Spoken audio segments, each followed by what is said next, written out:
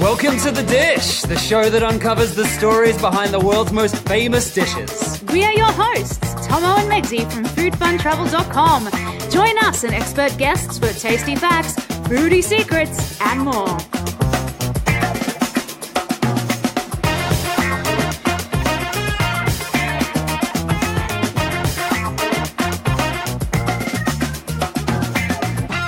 In this episode, the cultural history of Cuban cuisine. Cuba's national dish. It's not a Cuban sandwich, so what is it? And why is it called old clothes? Plus, a pre-Hispanic ancient Cuban dish.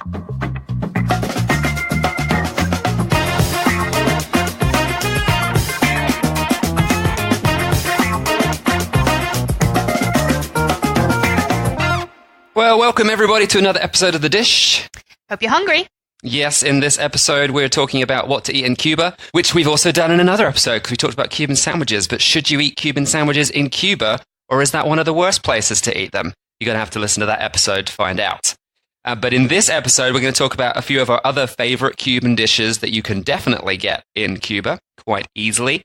And we're going to talk about the cultural history of Cuba as well. Yep, for sure. There's certainly a lot that we didn't know going into Cuba, and I'm sure that a lot of you out there are probably interested to learn a little bit about this little island in the Caribbean. Things are a little bit different than Cuban culture in the USA, that is for sure. I'm sure everyone realizes political situation and all that is quite crazy, and getting in and out of the country for Americans has been very difficult recently. But we're not going to get into heavy politics in this episode. We considered doing that when we first recorded it, and then we decided we're going to keep it to talking about the food, because talking about the food is what we do best. Exactly.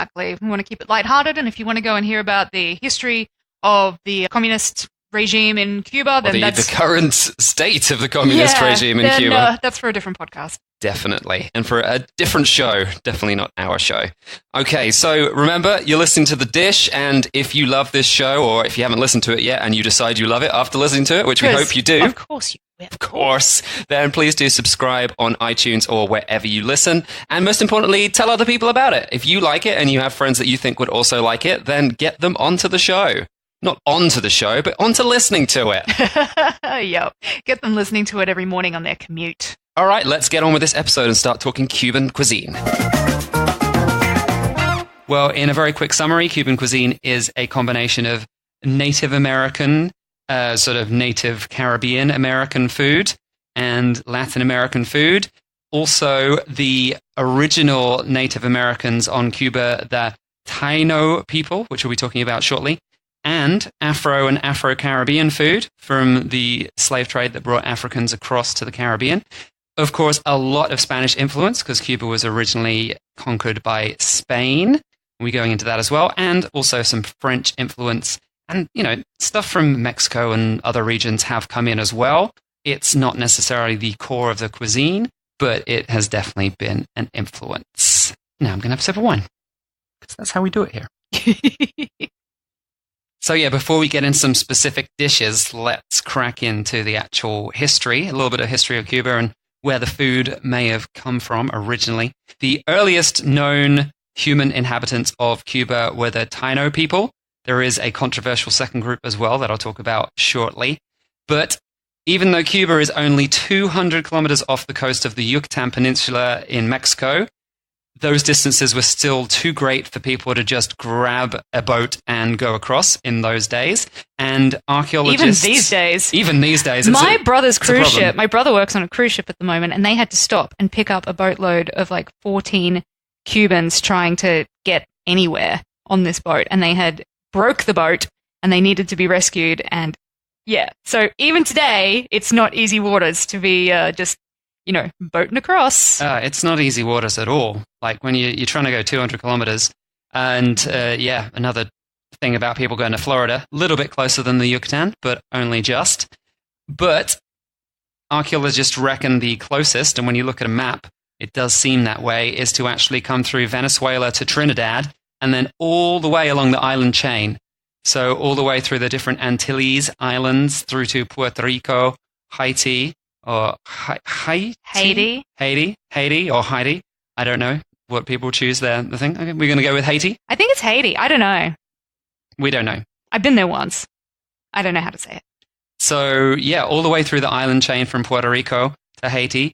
And then from Haiti to Cuba is a very short jump. So that's a much easier one. If you've already made it from Trinidad into that island chain, then you're there. You're basically on your way. So it was just small hops rather than the larger jumps of coming from the Yucatan Peninsula or coming from Florida, which is also quite a distance. So the Taino people lived off the land, of course. This was way before any high technology had reached the area. And they actually arrived, though, with knowledge of agriculture, which probably came from the fact that they had moved through the Americas. They'd moved through South America. They're going to be in some way descended from all of the different races that were part of populating that area of the world. One of the primary crops that they had, they'd actually semi-agriculturalized the yucca and sweet potato. So those all roots that they could use, starchy roots. And it's still very common in Cuban cuisine today. Yeah. Actually, I have to say I was never a big fan of yucca until we went to Cuba. And I was like, oh, they actually know what to do with this crap. Because before it was just crap. Well, it was food. Well, I never enjoyed it. It was horrible. Sweet Remember potato those is better than yucca fries we had at that place in Mexico one time? And we were like, just use potato. Yeah. But then I actually had yucca in Cuba, and I actually very much enjoyed it. We'll be talking a little bit more about that later on as to why exactly they've improved yucca. And at the time the Taino people were running the show, I don't think it would have been as good as it is now. But still, there were no large animals in the Caribbean islands at all before European colonization. It was just like turkeys, wasn't it? I'm not sure that they were even eating turkeys. That was a American mainland. Oh, so we're like early days. Yeah. Well, I mean, even up until the point where Europeans turned up, Columbus, etc., 1492, 1493, that sort of time, they didn't have those sorts of animals because I guess turkeys can't really fly. Or swim. So they were not Yeah, someone would have to pick them up and take them there. Yeah, so unless these guys took them with them, it wasn't happening. Actually, what they were eating in terms of meats was iguanas and other lizards, that rodents. Makes sense. Yeah, different lizards that had made it to the island. Because iguanas can swim. But maybe not 200 kilometers. But maybe they jumped on a coconut. Is it iguanas that can swim, or is it goannas? Maybe it's goannas. But some lizards can swim, I guess. Maybe it's the Australian in me coming out going, lizards can swim. Yeah, I think some lizards can swim. I don't know if iguanas can swim. Tweet us at Food Fun Travel. We're not going to look that up right now. Yep, lizards, rodents, earthworms, yummy, and small birds, obviously different birds that did migrate or just live there permanently, they actually made there. These specific proteins are not so common in modern Cuban cooking, but they would definitely have been part of the meat side of the lifestyle in pre-colonization days. Of course, there was also lots of seafood, and the Taino people, I mean, they managed to make it from Venezuela through all these different islands on boats, so not surprisingly, they were quite good at catching anything seafood related. Definitely they'd had fish. They were eating turtles. Sad face. And also collecting mussels and oysters from the local mangroves. Also, they had corn, but unlike the rest of Central and Latin America, they were not making tortillas. They just had corn on the cob. They just grill it up and eat it. This was not a tortilla nation. Other typical fruit and veg included things you'd expect from the region like squash, beans, peppers, bell peppers and chili peppers, peanuts and pineapples. I'm sure there were coconuts as well.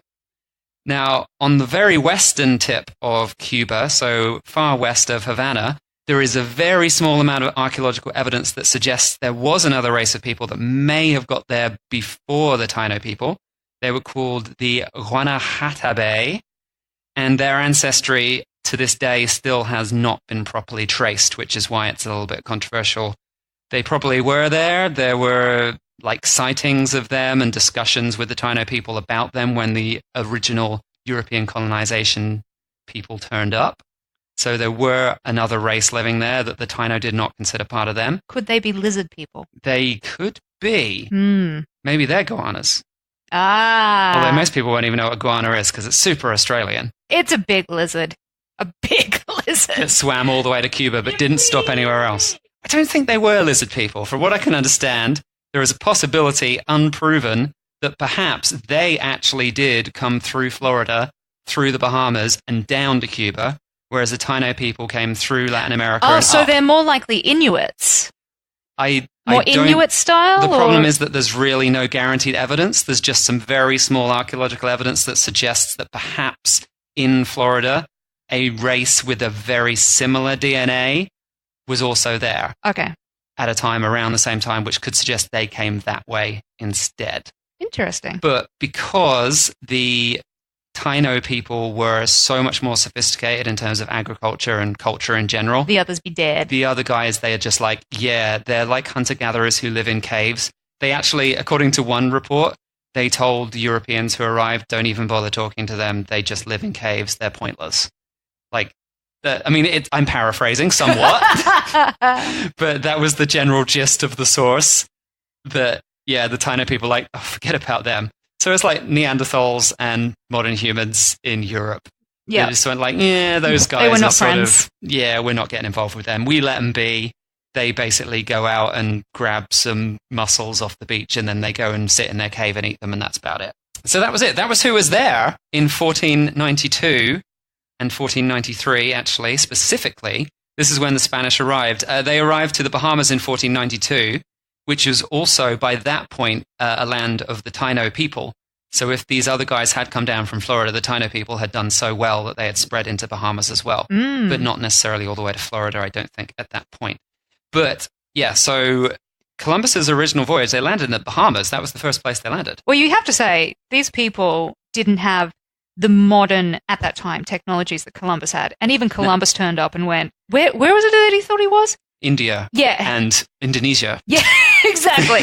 So if Columbus doesn't have a freaking clue where he is, I don't know how these people are going to really have a clue. But, they did quite well to spread out as they did. Oh, I think they did very well. But yeah, there's no surprise they didn't make it to Florida because they just went in a direction, landed somewhere and went, yay! This'll do. Let's stay here for about 300 years and raise a family and then see what we want to do next. Exactly. When we run out of space for our in-laws, then we'll send them off to the next island.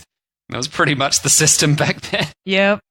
Took them a while to get there. So Uncle John was a little bit too touchy-feely for everyone, so he got sent on to another island. Oh, dark. But possibly true, so who knows? Actually, Columbus didn't arrive to Cuba on his first 1492 voyage. He came back on his second voyage. And on his second voyage, he actually brought pigs with him. And that is why... And everyone rejoiced. Everyone was like, we've been eating lizard for how long? And now we've got pigs? Yeah. This is amazing. So, yeah, 1493 on his second voyage back, he brought 8 pigs. And obviously they had no predators or anything because it was all small animals on these islands. The pigs went crazy. So that was the first place in the Americas that had pigs in the whole of...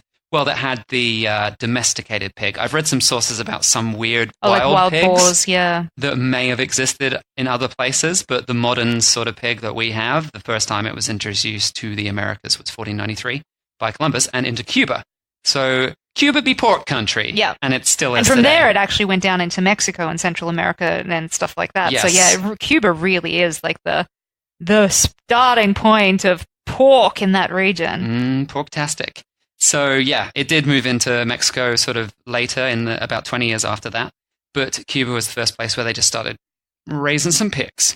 So not surprisingly, Spain has had one of the greatest culinary influences on Cuba because it was a Spanish colony for so long. I mean, they still speak Spanish. It's very much Spanish. There's been lots of different waves of immigration since the initial arrival of the pigs and a few other people that got left behind with the pigs. There have been many, many, many more Spanish movements to Cuba. And although it did change hands a little bit, it has been predominantly Spanish until, of course, it became independent. So it was British for a while, wasn't it? It was British for like 5 years. Yeah, and then they sold it off to get Florida. Yeah, which is didn't crazy. Work out no, it well. didn't work out for anybody. Anyway, that's got nothing to do with food. People make bad decisions in life. Especially the British. Brexit. Yeah, topical stuff. So, Spain's effect on the cuisine has definitely been very important, but it's also the blending with African, Caribbean, and the local ingredients that were available that has created sort of a Cuban Cuban versions of different dishes that came from other places. They put their own stamp on everything, even though perhaps it was not Taino cuisine. The original people who lived there, there's not a lot of that going on. In fact, most of those guys died out very quickly once. Isn't that because yuca's toxic? No, it's because of smallpox. Oh. Just like a lot of other places. Good old Spanish bringing their smallpox. Turned up, infected everybody, most of them died. So, same sort of problem. So we'll be experiencing some of these influences and how and when they landed as we go through some of the most important dishes. Just before we do that, one of the very important staples in Cuba today that I want to mention is, of course, rice and beans. Which sounds so basic, but it's so awesome. It's wonderful. I love rice and beans. I don't think I ever got tired of eating rice and beans in Central or South America. I feel like Cuba actually does a really good version of rice and beans. Definitely, I agree. It is served as a side with pretty much every meal, and of course for some poorer households, it could actually make up the majority of their regular diet because it's what they get. We'll be talking a bit more about that later in the episode. One point I wanted to make is that rice did not arrive to Latin America at all until the 1520s. There was no rice. So it would have come from Asia, right? Yeah, it came from Asia, but of course Europe already had it. The Venetians were making risotto however many, 1,200 years ago or more. But there was no rice growing culture in that region at all. But of course, the climate led to it being an ideal crop to be a subsistence crop and something that would keep the masses fed. Rice is such a wonderfully versatile dish. Yeah. I don't think we'll ever do the history of rice because that's just like 40, or it'll be like the 40 and 20 millennia ago. It'll be like the beginning of a Star Wars movie. It'll just go on forever. Anyway, rice is good. Yeah, rice is good, but they didn't have it in Latin America. It was not a thing. It's crazy because it's such a thing now. Corn was the thing. So they had beans, but the whole rice and beans has been this mixture of, the rice coming in and them already having beans, and it just became the main food. Now, the two names that you're going to find in Cuba for rice and beans are Moros y Cristianos, which actually means the Moors and the Christians. Oh. So it's not really anything to do with beans. I guess it's a colloquialism. I haven't Telling found a of a tale? Would it be a story? I don't know. Because it's like Thanksgiving is like a story thing, isn't it? Right? It's like them giving stuff to the... I really don't know anything about Thanksgiving. Sorry, Americans. No, we'll do that in another episode with an American Canadians, guest. because Canadians do Thanksgiving too. Well, it's one of the names. There's two different names. Also, the other name is congri.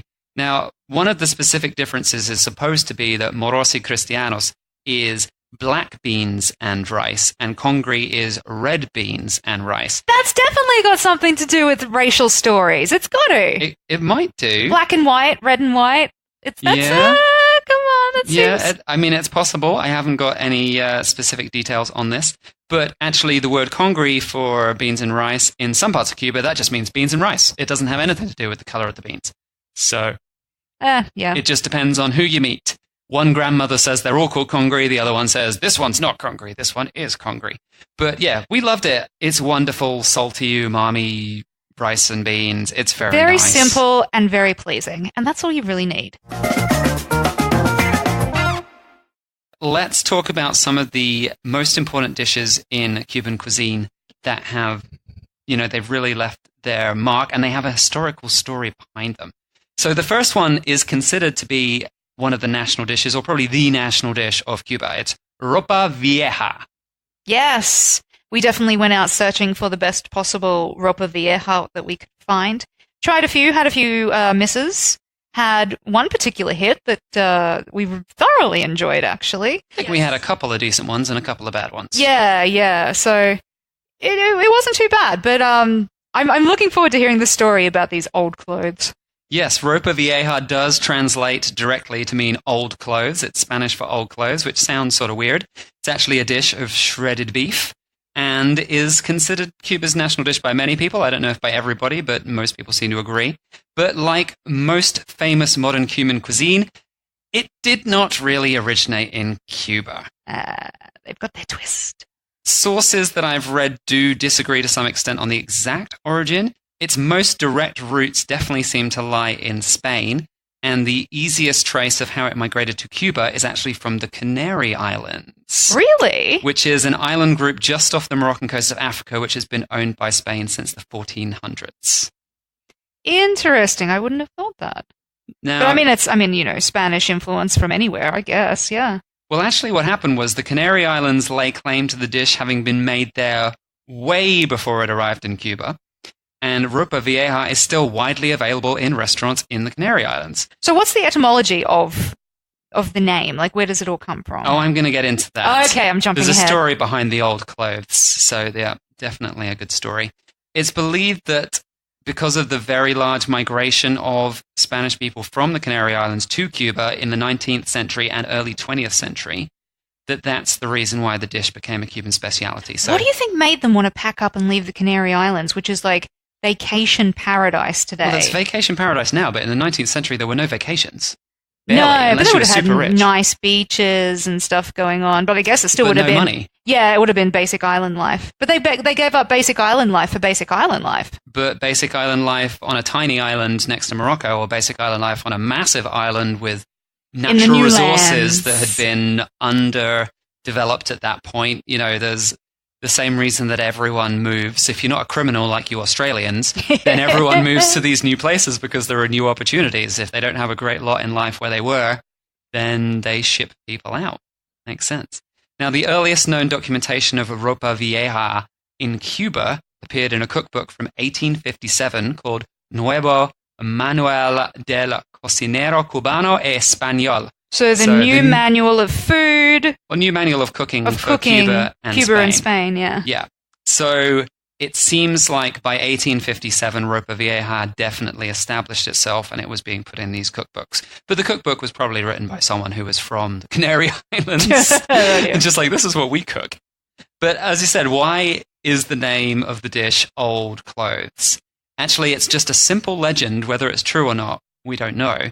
But it suggests that an old man who was very, very poor had absolutely nothing left to cook for his family apart from his old clothes. So he shredded them up and cooked them, and he prayed for a miracle. And by the time the dish had finished cooking, they had turned from clothes into beef. So an old, buck-naked man. No, these are his old clothes. He might have current clothes he was wearing whilst making the food. I feel like he's so poor that he did This is the only clothes. Yeah, this is what I'm feeling. And so he got, he went complete commando. Well, he might have still been in his underwear. Apparently, he must have had at least something going on for the all beings to be like, all right, mate, we'll help you out here. Well, I mean, he prayed a lot, and apparently that's normally enough. That's what Christians tell me, so I don't know. Maybe that works. Yeah, so that was it. And of course, the texture of this slow-cooked shredded beef does sort of come out a bit like, well, it's like strandy. I mean, let's say it's not a pretty beef. dish. So, I mean... Well, stews aren't normally that pretty. Exactly. So it's not the most photogenic dish that you're going to get. You're not going to go crazy on Instagram with that one. But it is still very flavorful because it's that slow cooking. Like it is that process of cooking so slowly that everything breaks down, even like, old clothes would break down. I still don't feel like old clothes would actually taste good just because you seasoned them with a little garlic. If you're hungry, you're hungry. Who's judging? I'm not sure that clothes are nutritional, but we'll see. We'll see as we go through the rest of this. So the standard ropa vieja, the traditional one that's made in Cuba today especially, is made from this shredded beef, definitely not from old man clothes, and it is made with a sofrito. I'm sorry, I just can't stop envisioning this old guy, like... Naked old man with a beard. Naked old man with this long grey beard. I'm saying, like, who's the toothy bat? He's a bad guy. Oh, like Javert in Aladdin in the beginning, and he's like, come, son, come into the Cave of Wonders. Go in, I can't go in. That's who I'm envisioning. Like, old man, not Javert, because that's Les Miserables. I'm thinking more of the juniper bush guy in Monty Python's Life of Brian, who's just, don't touch my juniper bushes! He's already shredded his clothes by that point, and he's just running around going, all I got left is juniper bushes! Could be something like that. I mean, I don't really know. I wasn't there at the time. I'm not sure. I don't think they make them from old clothes anymore. And they definitely don't use prayers to make food as much as they used to. But shredded beef with a sofrito of onions, garlic, bell peppers, and tomatoes, where, of course, those ingredients slowly break down. You fry them in a low heat until they become translucent and eventually just make into amazing, amazing sauce. That is the way that it is made today in Cuba. And of course, the original sofrito, that style, is definitely Mediterranean in origin. So it has come across from the Mediterranean. That doesn't seem like that's something people would have been doing before at all. But tomatoes and bell peppers both come from the Americas. So it's sort of interesting to look at this and see that those ingredients were transported back to Europe around about the 16th century, and they made their way to the Canary Islands, where of course they would grow perfectly because it's also a very hot island, very far south. And they were then integrated back into that common cooking style of the sofrito, and instead of other versions of sofrito that you'd get in Italy or whatever, they were using those ingredients. And then the migrations from the Canary Islands took them back to Cuba. So it's quite a crazy story. New World ingredients came into Europe and then went straight back with migrations, and they started teaching everyone those dishes. And then that became the Cuban national dish today. Interesting. However, the very original ropa vieja, or at least a precursor to it, might have existed long before Spain even owned the Canary Islands or people from the Canary Islands went to Cuba. The roots of the dish are very much based around a leftovers style meal, in fact. The art of slow simmering meat to make stock has, of course, existed long into antiquity, probably longer than we can really trace. Oh, yeah, forever. And in Spain, it was common to make the puchero, which is a very hearty soup that they would have earlier in the day. Large pieces of meat would be thrown in the water, and they would be boiled for hours and hours. Vegetables would be added into the water to simmer in that very flavorful stock. And then the vegetable soup would be served, maybe with the odd little bit of meat, as the puchero soup. But all of the meat on the bones, after many hours, would be left over. So once the soup had been made, you had all of this very well-cooked meat that was left over that they could shred up and use to make the ropa vieja. So the original sofrito, of course, had been around for a very long time, as we mentioned before, at least since early Venetian times, probably long before that. So they might have used different ingredients. Rather than using tomatoes and peppers, they could have been using carrots and, well, celery is a traditional ingredient Black in pepper, Italy. of course, for the spice. Black pepper. I mean, this is not really a spicy dish, so you don't even need a lot of spice. But what they would have used instead of tomatoes would have been wine. That's a very typical cooking style for this sort of dish. So this could definitely have been made before. It would have just been a slow simmered beef that came out of the soup that they shredded up and mixed with a sofrito and wine. And yeah, they could use carrots instead of using peppers to add the vegetable sweetness. Yeah, so this dish could have existed long before it made it to Cuba and have actually been an ancient sort of semi-antiquity dish almost. They've just taken it, varied it a bit, gave it a different name, and then went, yep. They got new ingredients over to the Canary Islands and went, well, hey, we've got these. They grow like crazy. Yeah, Tomatoes. I think new ingredients makes a new dish, for sure. Yeah, when you got weather like that and the tomatoes grow like crazy, yeah, and peppers grow like crazy because it's hot all the time because you're in the Canaries, like, yeah, okay, well, what have we got today? Oh, we don't have any celery. All right, well, let's use this. What do we got? We got these pepper things. All right, oh, that's better. That tastes better. That's really good. Yeah, because it is. I think it's good. Peppers work really well for sofrito. I like that Latin American version of sofrito. If you're in Cuba, it's commonly made with flank steak because flank steak, it has that low fat content. It's very tough if you try to just grill it. It's straight very cheap. up. It's cheap, or at least was in the past. Maybe not so much now because it's become more popular. But because of the low fat content, it does have quite a stringy consistency. It's quite a tough muscle. So it makes those shredded clothes style texture. You can use pretty much any type of beef though, really. And as we'll talk about later, with the economic situation in Cuba, people will use whatever they can get. But flank steak would be the most common sort for a traditional style ropa vieja in Cuba. Unlike the original version from the Canaries, though, which would have been served with potatoes, the Cuban version is, of course, served with rice or rice and beans, as you'd expect. Always choose rice and beans. Rice and beans is better than plain rice, people. Do it. Do it every time. This dish has also become common around a lot of other parts of the Caribbean and even in the Philippines, another ex-Spanish colony. So that sort of adds more weight to the fact that it was brought by the Spanish for sure. Yeah. Which all the evidence points towards. And if you head to the Canary Islands, you will find that local restaurateurs, if you tell them, why have you got this Cuban dish? They'll go, what do you mean? This is from the Canary Islands. Cuba ripped it off. So people are pretty adamant, and the evidence seems to suggest it's definitely an old world dish. So ropa vieja, along with some other dishes we'll talk about shortly, are part of the criollo, or Creole culinary history of the island of Cuba, which is quite hard for me to say. Creole is the word that we use in French and English because it's a French word that we've adopted. And the crazy thing is, and it makes this super confusing to try and explain how this culinary history works, is the word sort of means exactly the opposite depending on what island you're on. I have noticed that it does have different meanings depending on where you are in the Caribbean. Yeah, and it's crazy confusing. So let's sort of talk about what it means on Cuba compared to some other places. Creole and criollo, it's really hard to say. Criollo, criollo, or criollo in Spanish. Or we can say criollo if we're saying it really wrong. Yeah, I've got no idea. It seems the two words seem to have blended together, but what it is Creole is obviously the French version, criollo is the Spanish version, and yet the meanings seem to have blended together. So I really had to do a lot of research to figure out what was going on with this, because everything that I read about the food, it got really confusing. I was like, is this African food? Because it's Creole, surely that's African. Like it's new people who've been brought over as slaves, and they've brought their own food and their own spices, and they've started creating those dishes. But all of the research I did said criollo in Cuba is not anything to do with African culture. It is to do with Spanish people from Spain who had kids, and their kids, because they were born in Latin America, were criollo. Yeah.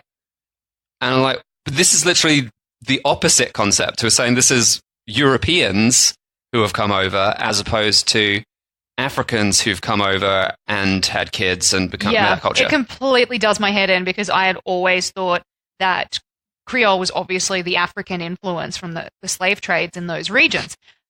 I don't know. And it is in Louisiana, as far as I'm aware, 100% it's to do with the African influence. And in Haiti, which is right next to Cuba, it's literally the island next to Cuba. It's the African mixed with some French culture, but it's the African people who came in and then added French to their culture. So like, legit, what? If anyone can answer this for us, please tweet us at Food Fun Travel, because we are so confused. Well, I do have an answer, because this concept is so confusing. There's like an entire chapter in a book about Latin American culture just on this word. Yeah. It's that crazy. So this book's called A Pepper Pot of Cultures, Aspects of Creolization. It describes how criollo is used to identify different types of people in lots of different Latin American countries. As I've said, in Argentina, criollo refers to country folk, people who were not raised in the city. So it's not even really anything to do with what their ancestry was. It's just like, oh, those country people, country bumpkins, they're criollo. In Ecuador, criollo can refer to native Ecuadorian Indians, so actually not Natives. African at all, but people who were living in the Americas before Columbus turned up. Yeah. So what? That's pretty much the opposite to Cuba, whereas we said in Cuba, the word originally was to describe someone whose parents are from Spain and they were born there. So they're first generation Spanish immigrants, basically. Yeah. The book observes that the historical usage of the word criollo has also just changed over time. So what it was used for 300 years ago is not necessarily the same as it is now, even if it's the same country. So the meaning of the word is different everywhere. The meaning of the word has changed almost everywhere over the last few hundred years. It's impossible to know what the hell's going on. And of course, now you're at this point, well, there aren't any first generation Spanish immigrants really, because even with waves of immigration to Cuba in the 19th century and early 20th, well, I think, no, the 19th century was sort of the last block. None of those people are going to be first generation immigrants anymore, because like 3 more generations have already turned up since then. They've already been born. Totally. So this word doesn't mean anything anymore. It's really, really confusing. But the word is used to describe a culinary style in Cuba a lot. And of course, Creole is used to describe culinary style in Haiti and in Louisiana and everywhere. Yeah. And yet the meaning that it's used for the culinary style is different in each one of those countries, depending on what the word was used for at the time that it was used. Yay! So There is no Makes no definitive, useful answer to any of this. And anyone who's going to write in and be like, that's not what Creole means, I'm telling you right now, it means something completely different everywhere. So don't worry about sending us hate mail that we've misunderstood what Creole is. Everyone's misunderstood what Creole is. It's different everywhere. But what I can say is the original intention of Criollo cooking in Cuba was the food that was brought from Spain and cooked by first-generation immigrants using local ingredients, whether those ingredients had already been taken back to Europe and then reused in Cuba, or whether they just went, well, this is what we used to cook like back home. Let's integrate that cooking style into Cuban cuisine and create a new Cuban Spanish cuisine, which has eventually become Cuban cuisine. So that's cool. So for the purposes of this podcast, this is what it means. That is exactly what it means, and that's all we're talking about. And ropa vieja is a perfect example of that dish, that style of cooking, is that like the sofrito made with tomatoes and onions and peppers, addition of spices like cumin, maybe chili, but not necessarily. That's like a new thing. And that slow cooked sauce, it's rich and delicious. And there's another really important dish on Cuba. And unlike ropa vieja, which definitely has its roots in cuisines of Europe, specifically probably the Canary Islands, this other dish seems to be something I can't find any evidence that it was being made in Europe beforehand, although of course the sauce is familiar. But this is called enchilado, made with seafood, or lobster is the best version, but it can be made with prawns, fish, crab, lots of other different possible seafood proteins. And enchilado has absolutely nothing to do with Mexican enchiladas at all. Okay. Like, this is not related. It has not been formed because of that dish. It's not. Enchilado is very much Criollo cooking, original Criollo style. In fact, the ingredients that it's made with for the sauce is almost exactly the same as ropa vieja, but it's got the seafood style instead of beef. No tortillas involved. This dish is normally served with rice. This has absolutely nothing to do with Mexican food at all. Now, I said the prime version of this that you should definitely try in Cuba that is amazing is the lobster enchilado. I don't know, the lobster just goes so well with that sauce. Slow cooked in that. Yeah. It's great. Yeah, and the lobsters in that region are just sensational. You've got to make sure you're there during lobster season because there are very strict regulations on when they fish the lobsters. But although there seems to be a lot of black market lobster going around. Don't eat the black market lobster, you shouldn't people. be eating that. It makes me cranky. Yeah. So, try and be there during lobster season. I don't have the exact dates for that on me right now, but can look that up online. And enchilado has also this cultural significance because it's using some fancy seafood. It's said that Cuban families, you can judge the importance of their dinner guests based on what they serve at dinner when those guests turn up. Mm-hmm. So if you're getting a shrimp enchilado, then you're doing pretty well. You're quite an important guest. But if you're getting a lobster enchilado, you're pretty much like visiting royalty. Yeah, they love you. Yeah. So it's pretty awesome if you get that. But of course, you can just go out and buy one. What's the crappest? Like, so if you turned up and they served you, like, what's the crappest I think just enchilado? beans and rice without enchilado You'd would get be like... no enchilado. Yeah, like, you're not really welcome. Feeding you because we have to. But yeah, as a privileged foreign tourist, you will have the option to find one of the expensive restaurants around Old Havana, which are mainly just tourists eating in those, and they quite often have lobster enchilado on the menu. And it's very, very tasty. Mm-hmm. It was one of my favorite dishes for sure. And if you check out our article, foodfuntravel.com/Cuba podcast, I think you'll find in there we've given away one of the places that we thought was great. Not everywhere will have lobster. They may say, if you go to the door and you're like, do you have the lobster on today? Like the tout outside may say, yeah, sure we have. Because they don't know what's in the kitchen. And because they get a commission for getting people seated. And once you're seated, most people are too polite to just walk out and leave when they find out there's no lobster on the menu. Yeah, that's true. People just want you in the restaurant. And so, unfortunately, the touts really don't care if you get the meal that you want. They don't care about TripAdvisor reviews. They'll just go and tout for someone else. Yeah. So, yeah, if someone says they have lobster, go in, ask the kitchen if they have lobster. And if they say no, don't feel bad about walking out. Yeah, I think it's one of those things, especially when we travel a lot. A lot of people do pressure you to sit down. Sit down, look at the menu, sit down, have a seat, blah, blah, blah. And then when you when you're seated, you feel awkward if you get up again and leave. Yeah. So we quite often will just be like, can we look at the menu? Just stand there. And they're like, sit. And we're like, no. We do it all the time. It happened a couple of days ago with us here we're in Portugal at the moment. And I was like, there's 2 restaurants we want to check out. Let's go to the first one. And literally, we hadn't seen the menu or anything. And the lady's like, oh, you should sit down. And the friends who are with us, who aren't foodies specifically, they instantly just went, of course we'll sit down. This is great. And I'm like, no, we wanted to check 2 restaurants. And now you're sitting down. And now I'm going to look like a complete douchebag if I'm like, no, don't sit down. Yeah, you feel obligated to. Yeah. But when we go into restaurants, we do say we want to see a menu before we actually sit down.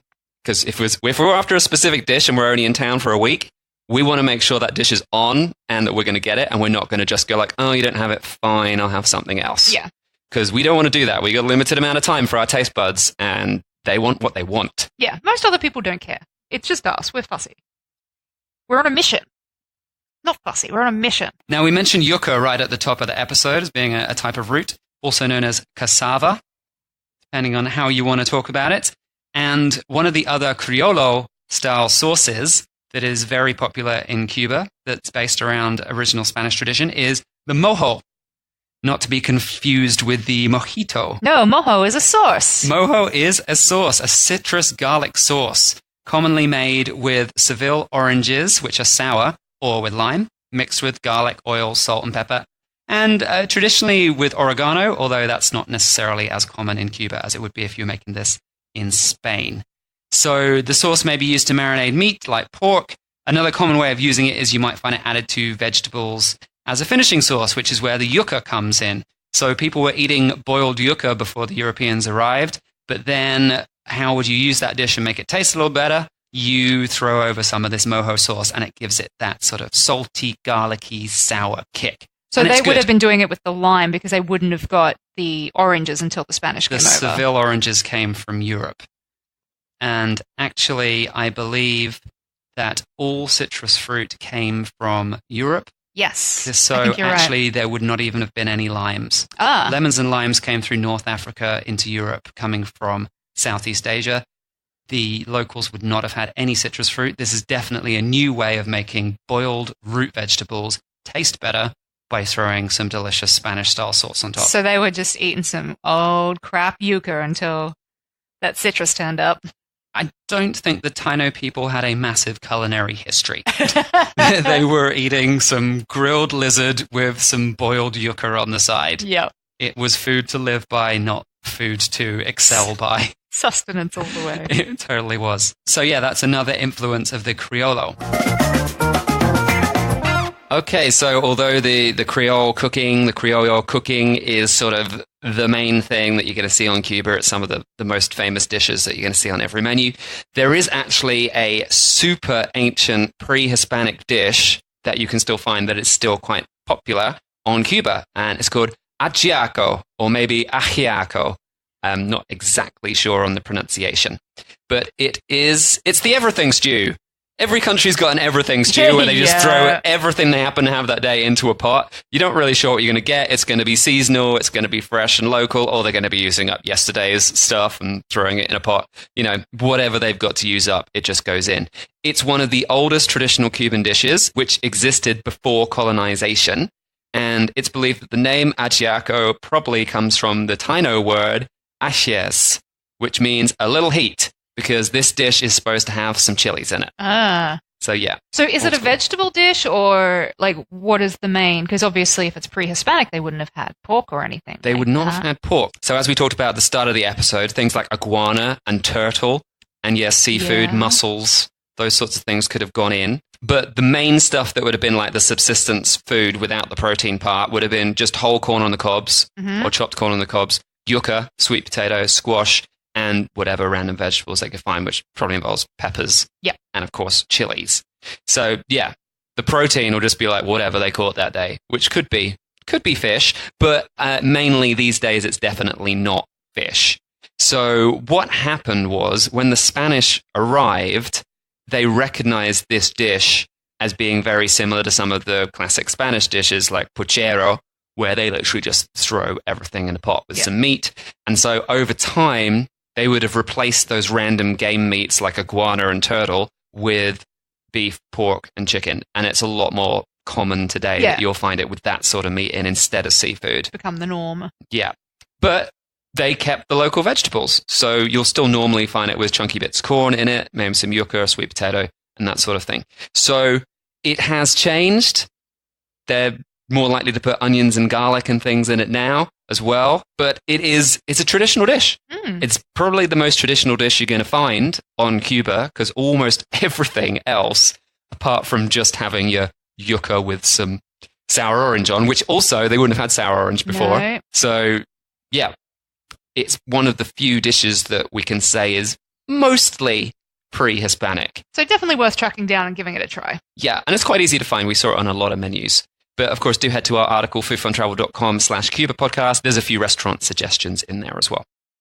Well, that's it for our What to Eat in Cuba episode. We covered 4 or 5 different dishes. And of course, Cuban Sandwich, if you want to know more about that and why it might not really be much of a Cuba dish. Maybe it's more of a Cuban-American dish. We talk about that in the Cuban Sandwich podcast, season 2, episode 5. So do go back and listen to that. Coming up next, in our next couple of shows, we're going to go over 2 of the most famous cocktails. So rather than a food dish, we'll be doing a liquid dish. Because it is really hot in Cuba, and there's nothing you want more than after a day of sightseeing, or even maybe partway through your day, or maybe to start your day. I don't know, whatever your vibe is. Cocktails. It's all about cocktails. Yeah, over the next 2 episodes, we'll be talking about the mojito and the daiquiri. And I was super surprised when I started researching these, just how much story there is. Because, I mean, let's face it, they've got 4 ingredients. They're not these super complicated cocktails, and yet there's loads of stories associated with them. So super interesting researching them, and check out those next. They might already be out, because I don't know when you're listening to this. Maybe maybe those episodes are already out, so you can hear a little bit more about Cuba. And that's going to complete our Cuba series for this season. We've got 4 different episodes, so it's been a big Cuba hit in season 2. But, definitely a destination that a lot of people are getting more and more interested in visiting, and so want to know information about what to expect. Yeah. So I think, as a final sum up, it's important to remember that things are very different in Cuba than if you, say, went to Little Havana in Florida. Although the Cuban culture may be represented similarly, the food availability, the options, we talk about all these foods, but you might easily go to a restaurant and they're not available. Yeah. I mean, mojitos and daiquiris are going to be available. Don't worry, guys. You're still going to be able to drink. You can still drink. There's always alcohol. There's always rum in Cuba, but there is shortages are quite common. Yeah, not always beef. Yeah. Not always seafood.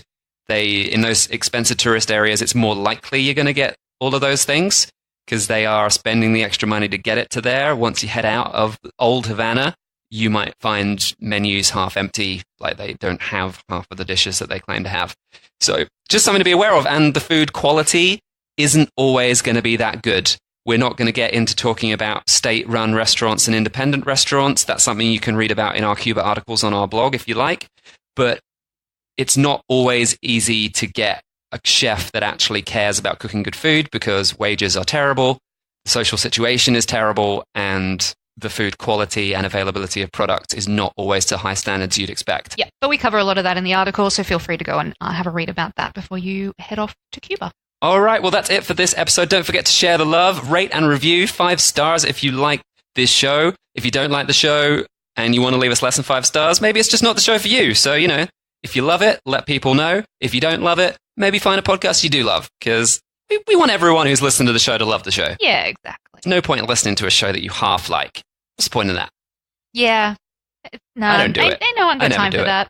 Nah, no one's got time for that. And subscribe, of course, if you're not already subscribed. And get other people to subscribe. Please do it. Do it. It helps us out. It means we're going to make more episodes if we get more subscribers and the show becomes a big success. That's what we're after. All right. Don't forget to grab the show notes, and all of that other Cuba content can be found on our blog. foodfuntravel.com/Cuba podcast is a good starting point to find that. All right. We'll see you next time. Or, you'll hear us next time. We won't actually see you. Thanks for listening to The Dish. Don't forget to subscribe and keep this podcast on the air by giving us a 5-star review on iTunes or wherever you listen. Also, come join our foodie community on Facebook in the Food Worth Traveling For Facebook group. Catch you next time.